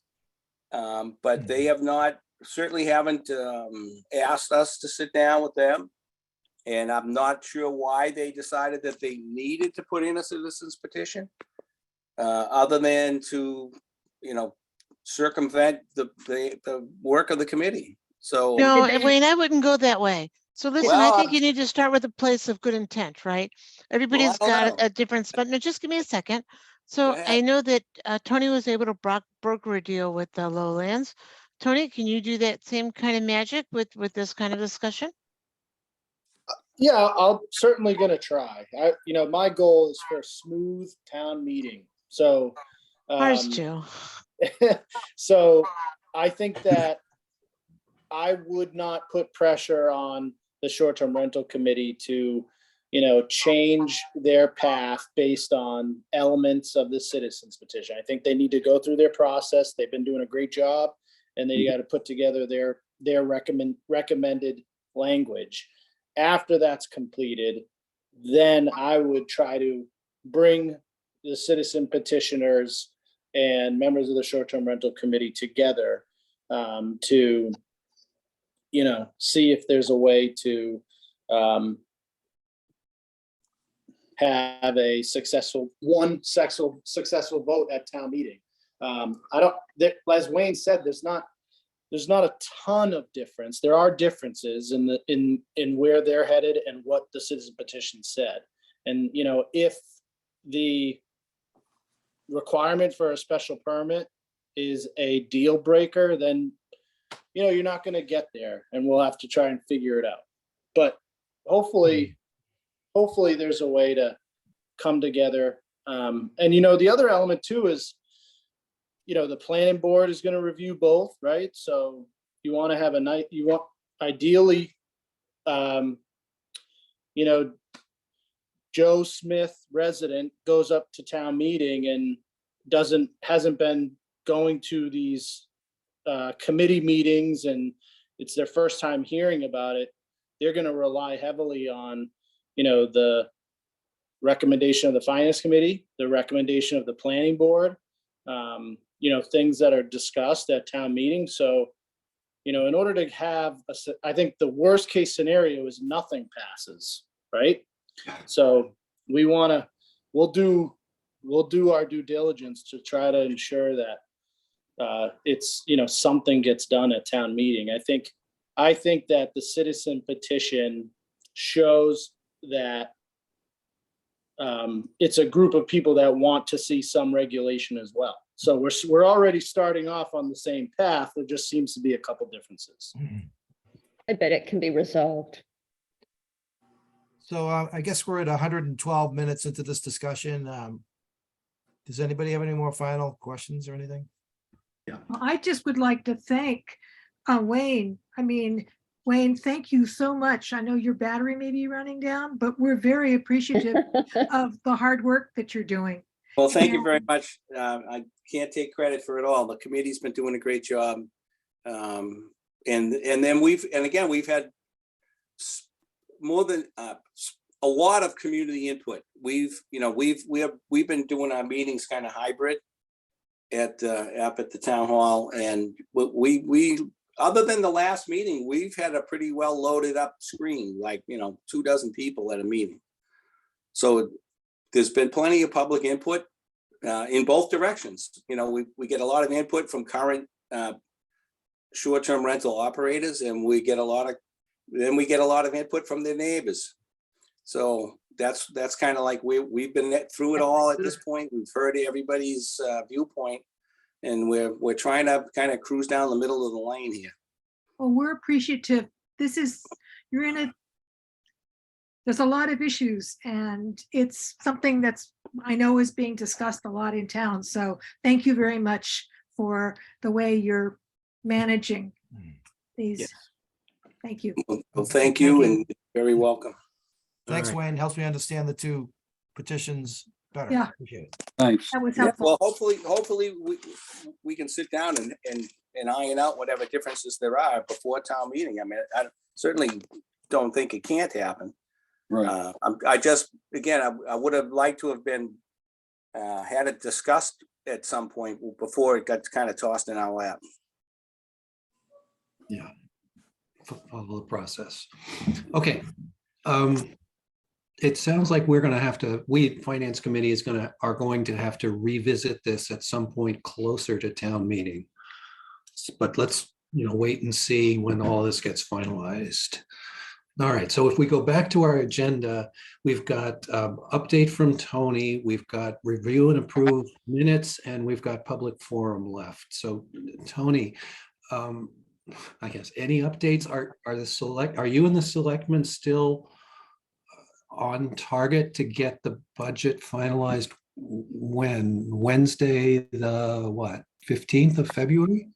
I think our meeting is actually going to be the 16th, because I believe the next housing production plan meeting is going to be on the 15th. So we're hoping, yes, we're hoping to have our first draft sent over to you after that meeting, after they vote on it. So you're saying Thursday, the 16th, Mm-hmm. which would be our normal meeting day. Any way to have them do it first and then we meet a little bit later so we can at least get a first pass? We're running out of time. Yeah, I'll maybe the selectmen can meet Tuesday instead of Wednesday. Instead of Thursday, but I know that short-term rental, CPC, planning board, school committee, Tuesday's a tough night. There's a lot of different meetings. So let me work with them on it. I'll try and get it to you guys, before your meeting on the 16th. Excellent, thank you. Tony, this is Mhm. Dana. Question about the draft. Will there be a principal payment on the note for the Coast Guard housing in this year's budget of $117,000? I don't believe that's included in our current draft. We haven't discussed it as a committee yet, but it's something we should consider given the balloon payment nature of that note. I'm sorry, Dana, I missed some of that. What did you ask? I asked them if there's going to be a principal payment on the note for the loan on the Coast Guard housing this year in the budget. It's due, it comes due next year, right? Yeah, I Yeah. think it's 24 or 25. It's I definitely. think it's 24. But why would we not make that payment? Because We we haven't- haven't made a principal payment in. Oh, Because you're our We've only interest- made two I'm sorry. principal Yeah, payments. okay. We're talking. We've only made two principal payments in the history of that, in the 20 years of the loan. Because the interest rate is zero, just about. Yeah, it's 0.5% or 0.25%. So. And we have legislative authority to not have to make any principal payments until 2024. Right, but it is a balloon payment and it looks like it might be a much different situation to roll that over. I'd be an advocate for making a But principal payment this The goal year. was never to roll it over. The goal was to pay it off. Yeah, we haven't got there yet. And I know what you're saying, Judy, but I am not an advocate to roll that over at all. That was the whole 15 years in the Coast Guard committees. Anyway, I think there were 24 people at one of the last meetings they had for short-term housing. We didn't have 24 people attend our entire 5 years. I of know, meetings. a complete aggregate. That's the honest to God truth. Yeah. So, we aren't thinking about rolling it over, are we, Tony? No, No. but Good answer. but they haven't sold anything yet, Judy. They don't have the ability to pay it off yet. And, But you know what, Dana, you know what you're bringing up a thought that you probably weren't intending to, but if we sell any of the property in the upcoming year, if we sell anything let me put it this way, if we sell anything in the upcoming fiscal year after July 1, and that I'll have to ask Allison how to do this, and that revenue comes in after July 1, technically, does that go through the general? technically it does. Oh, so I wonder if we need to set up, an account of some sort that would allow us to use that in the same fiscal year it's collected in to make a payment. Let me go back to Allison on that. It's a good question. No, we can't do it. it has to be paid. It has to pay off the loan. The funds have to be appropriated by town meeting. Right. So, but even if let's say not this town meeting, but next town meeting, we appropriated funds to pay off the loan because it's due, right? Even if it was a principal payment and not the full amount. Revenue that comes in a given fiscal year isn't able, like, we can't appropriate that revenue until it goes through the free cash process, right? Correct. So that's something we got to think about. I mean, we don't have to pay off. Do we have to pay off the entirety of the note in 2024? Or we are just required to start paying off principal in 2024? No, we have to pay off the whole thing. Whole note in 2024. And according to town meeting, what we voted on,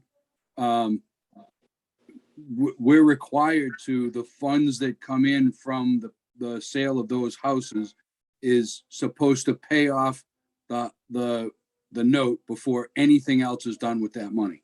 Correct. But the question we've got in front of us is, what's the mechanics of doing that?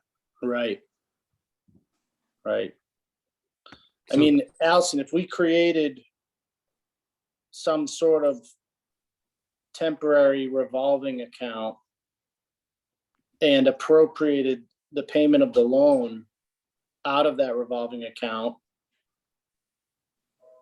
at the next town meeting, not this town meeting, but next year's town meeting, and could revenue go into it and out of it in the same fiscal year? Could you do something like that? No. I'm 99% certain that the revenue has to come into the general fund and you have to appropriate the expense through the general fund. That wouldn't be able to go into a revolving fund.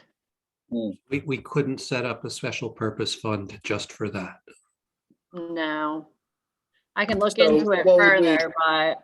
Right. So what would we do? Like authorize some sort of short-term borrowing to pay off the note and then pay off the short-term borrowing once that revenue goes through a free cash cycle?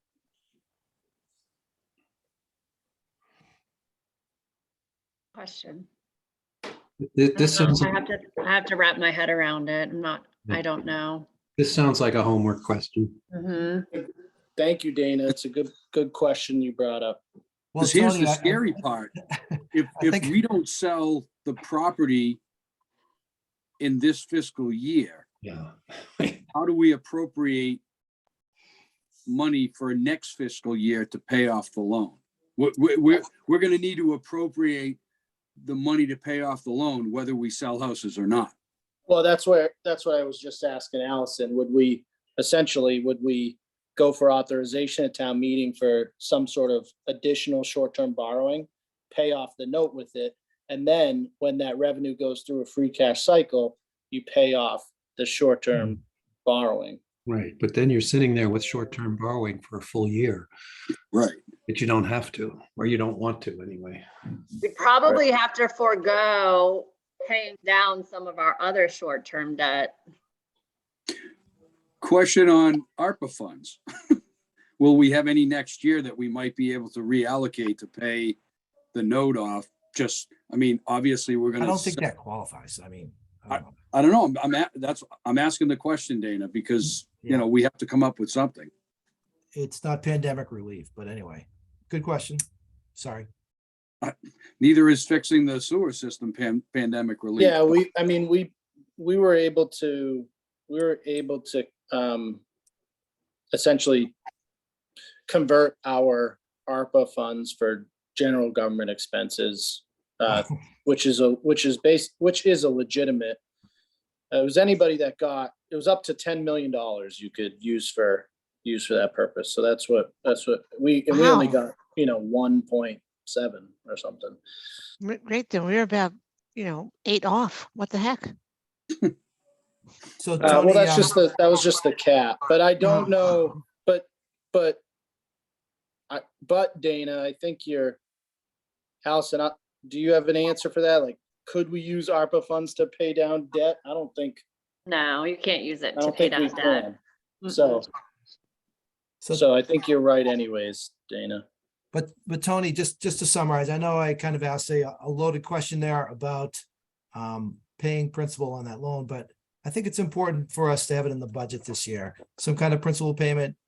I think a lot of things are going to play out in the next 2 years, but if we're just making the minimum payment or the interest payments, we're in a worse position as a town.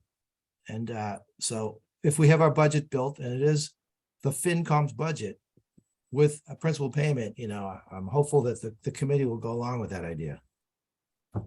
Well, we also have the issue of the tenants still being there. So there's some of the properties, and that because of the way landlord-tenant law in Massachusetts is very forgiving, that can still be quite a lengthy process. And that means we may not be able to sell some All of of the the properties. That's true.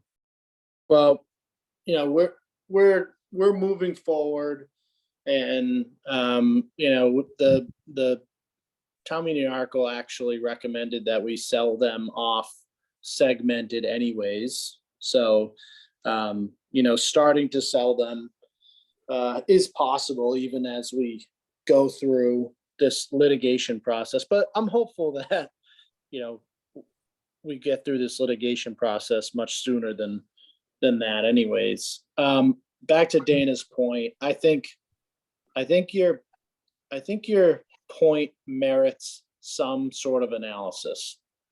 I think it does. And so we'll sit down and take a look at what would be the benefit of doing a principal payment this year versus not doing a principal payment this year, So Allison and I will sit down and take a look at that and present something back to you. Thank you. Make a principal payment in principle. But I think the bigger question is we need the structure by which we're going to manage this.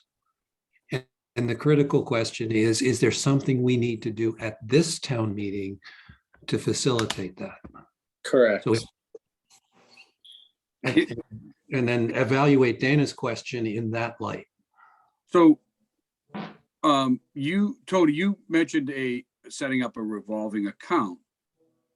Could we set up a revolving account at this year's town meeting to be used for that for next year? Yeah, that's where I was going, Peter. Allison, I don't know. I'm trying to think outside the box. Well, Allison said no. Well, no, but I thought that was because you were talking about next year. Yeah, Is there something we we're can gonna do look with at the it. meeting this year to prepare ourselves for that next year? Yeah, we'll definitely look at it. We'll definitely look at that. It's a very good question. It is some of this I would have to bounce off of like the legal team at DLS, just because it's very unique to our situation. Right. Okay, all right, so we've got it on the radar, we've got it as homework. And we can revisit this during our next meeting. I don't think we know enough at this point, other than to identify it as a question. All right, that was the update portion. Review and approve minutes. Julie, do we have anything to approve? We do. I sent them all to you, I believe, last week. We actually have, I think, 4 sets. And they go back to July 14th. That special meeting that was held in the afternoon with the Board of Selectmen. I don't believe those minutes were ever approved. The members who were present were Beatty, Brown, McMacken, Sheehan, Vanderslice, and Warren. Barba, Tarmy, and Zahora were not in attendance. All right, is there a motion on that? I'll move we approve all 4 sets of minutes.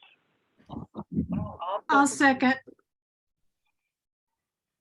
All right, motion is on the floor. It has been seconded. All in favor, and we should do this. I don't think we can do that, guys. I We- have a question because there were members of us who weren't there, so I have to We would abstain have from Yeah, from that special meeting. So we're I'd better have off. to abstain to all of them. Yeah, we should do them separately, one at a time. Can we, sorry, everybody, could we do this next meeting? I just haven't seen the minutes. I'm sorry. Okay, I've sent them out twice. This week? I sent them out last week. Okay, sorry. Yeah. I'll just have to abstain from the vote. Because then we'll have 5 sets for the next meeting. So, I mean. How do you all feel? Okay. So we're gonna hold off until our next meeting, or? We'll just have to do our homework, I guess. Or we could do 3 of them. Including me. We could do 3 in bulk and then do the one some other time. I mean, whatever you prefer, but Yeah. I'd rather vote on the stuff that we can vote on. okay. I'm a little Yeah. confused on what we can vote on. All right. Motion on the floor, I move we approve 1 through 3. Julie, does that work? So that would be the meetings. No, maybe 2 through 4. We have to do July 4, if we do July 14th by itself. yeah. Why don't you do the first one by itself and then you can bulk the other ones? Right, because we're all the same members for the next. All We'll right, so get that Dan, off the list, yeah. would you mind changing your motion to just July 14th? I would like to move we approve the 14 July minutes. I'll Is there second a that. second? Yeah, All right. I'll second that. Okay, so the members who were present were Beatty. Aye. Aye. McMacken, Aye. Sheehan, Abstain. Vanderslice, Aye. Warren. Aye. So that's 1, 2, 3, 4 to 1. So that they pass. That one passes. All right. And Dan, do you want to make a motion for, I guess, we can do the remaining 3 together? Yeah, we have Yeah, September like- 29th. We have December 1st. September 29th was the one where the power went off. And then we continued it on October. Yeah, it's here somewhere.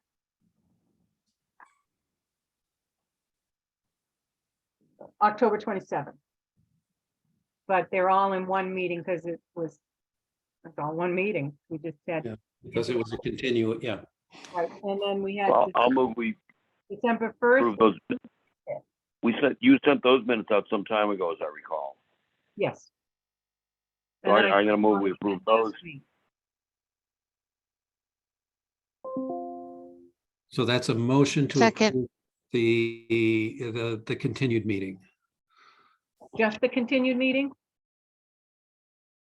or can you? Well, it's double, right? Right. So it's, Oh, but yeah, when I said continue, I meant the original plus the continuation. So that, is that 1 or 2? right, but I would say September 29th, because that's when the meeting started. Okay, so So that was a motion, and do we have a second? Judy Second. second. Yes. all right, so again, roll call vote. Tarmy, aye. Vanderslice, Aye. Sheehan, Abstain. Beatty, Aye. Warren, Aye. Barba, Aye. Mackin, Aye. Zahora. Aye. So that's 7-1 at that. Yep. And we have one left now? Two, we have Or two. December 1st. Okay. All right, December 1st, which was a short meeting. And we were all present, the only one I was absent, Yeah, I took those minutes. right, yes, you did. All right. Thank you very much. Do we have a motion for December 1st? So moved. Second, I'll please. second. Roll call vote. Okay, Barba, Aye. Beatty, Aye. Mackin, Aye. Sheehan, Regretfully abstain. Vanderslice, Aye. Warren, Aye. Tarmy abstain. So that's 6-2. Pass. And our last one was January 5th. And the only one absent was McMacken. So is there a motion? Is there a So motion? moved. So moved. Second. Thank you. All right, Vanderslice, Aye. Tarmy, aye. Barba, Aye. Warren. Aye. Thank you. Zahora, Aye. Beatty, Aye. Sheehan. Abstain.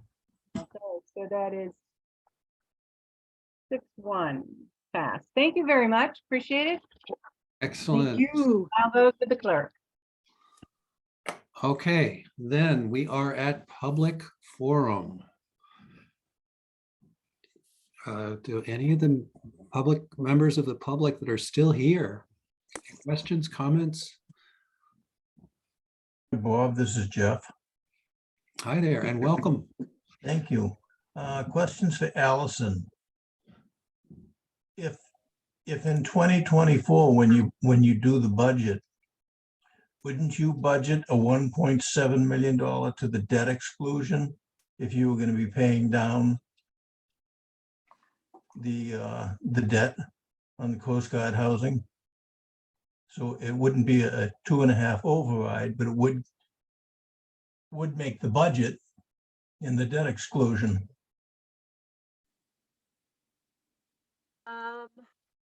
No, because it wasn't originally voted as a debt exclusion. So it's just the school and sewer that's included in that debt exclusion. Correct, yes. And the And- Coast Guard predates that then.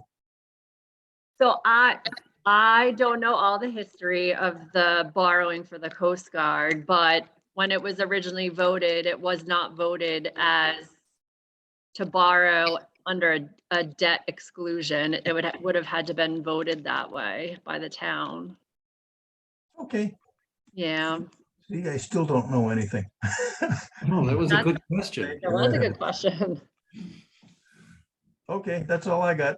Wow, we're full of good questions tonight, Dana and Jeff and everyone. Do I hear a motion to adjourn? Yes, exactly. So moved. I'll Second. second it. All right. Okay, Barba, Aye. Beatty, Aye. McMacken, Aye. Sheehan, Aye. Vanderslice, Aye. Warren, Aye. Zahora, Aye. Tarmy, aye. Wow, unanimous. What a concept. All right, we are adjourned then. Thank you, everybody. Stay warm. Thank you. Oh, yeah, stay warm. Thanks. Hey, cool, Judy. Take Yeah, care. you Bye-bye. stay cool, right. Bye. Okay.